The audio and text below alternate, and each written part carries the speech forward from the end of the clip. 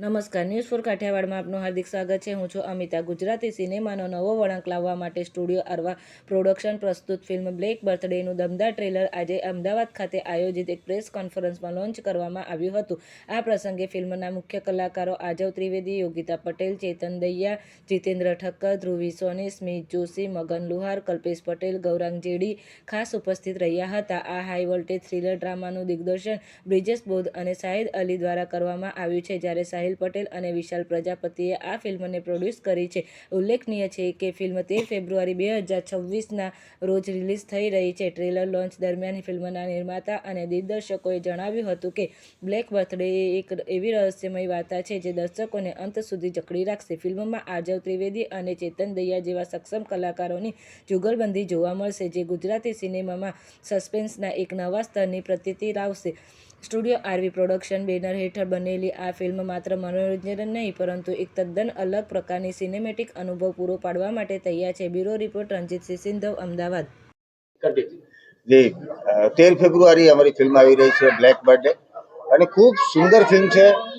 પરિવારના બધા સભ્યો સાથે બેસીને જોઈ શકે અને દરેક વર્ગને એ ક્યાંક ને ક્યાંક અડે અને સ્પર્શે એવી આ વાત છે. અને યુવાધન નવું ટેલેન્ટ, નવી વાત લઈને આવી રહ્યું છે અને ગુજરાતી પ્રજા ગુજરાતી સિનેમાને જે પ્રેમ આપ્યો છે એ થકી જ ગુજરાતી સિનેમા આજે ઉજ્જવળ છે.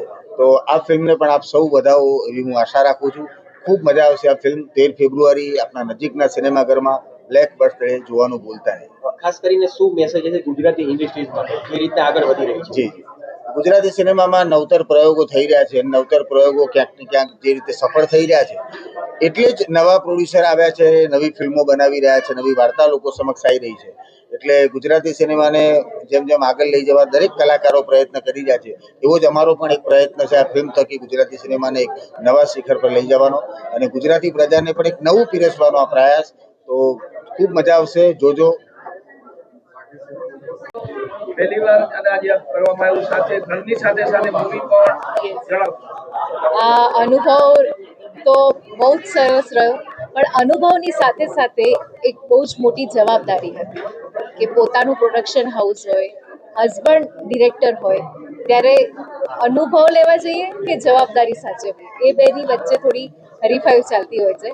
પણ અનુભવ બહુ જ સારો રહ્યો કારણ કે પોતાના હસબન્ડ જ્યારે ડિરેક્શન કરાવતા હોય તમારી સાથે, ત્યારે એ જે ખુશી છે, જે આનંદ છે, જે એક્સાઇટમેન્ટ છે, એ કંઈક અલગ જ હોય છે.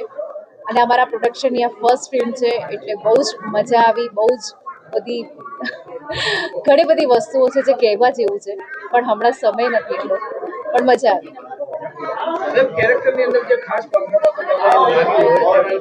કે અટવાયો અને આજે ત્રિવેણી સંગમ નવા જૂના અને બધા સાથે હતા. Yes yes. તમને એવું લાગ્યું ના આ જગ્યાએ મારે ક્યાંક એવું કોઈ ખાસ મોમેન્ટ? હા, એક સીન હતો મારો જ્યાં મને એવું કહેવામાં આવ્યું કે રાજેશ ખન્ના જેવું કેરેક્ટર તમારે પ્લે કરવાનું છે. ત્યારે મેં દરેક કલાકારો સાથે ચર્ચા કરી કે કેવી રીતે કરી શકાય આને. બધાએ મને બહુ જ હેલ્પ કરી છે. ડિરેક્શનમાં પણ શાહિદભાઈએ મને સ્પેશિયલી એ વસ્તુ શીખવાડ્યું કે તમે આવી રીતે આ બોડી લેંગ્વેજ કરશો તો મજા આવશે. મને એ સીન કરવાની બહુ મજા આવી. મહત્વનો રોલ આ મૂવીમાં છે, કઈ રીતનો રોલ રહેશે અને શું કહેશો?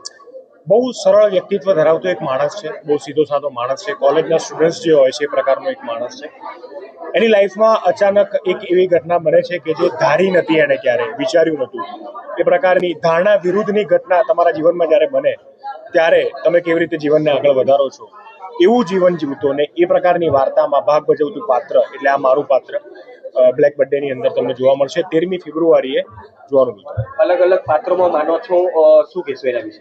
અલગ અલગ પાત્રમાં એટલા માટે માનું છું કે મેં એક્ટર બનવાનું ચૂઝ જ એટલા માટે કરેલું કદાચ કે દરેક પ્રકારના સબ્જેક્ટ ઓરિએન્ટેડ વાતો કે પછી દરેક પ્રકારની ફિલ્ડમાં આગળ વધતા માણસો, જર્નાલિસ્ટ હોય તમારા જેવા કે પછી ડોક્ટર્સ હોય કે એડવોકેટ હોય, આ બધા જ પ્રકારને એક સાથે જીવવું હોય તો મને એવું લાગે છે કે એક્ટર બની જાઓ, તમે બધું એક સાથે જીવી શકો છો. પણ હા, એના માટે રિસર્ચ પણ એટલું જરૂરી છે કે સાચું તમે પીરશો, ખોટું નહીં.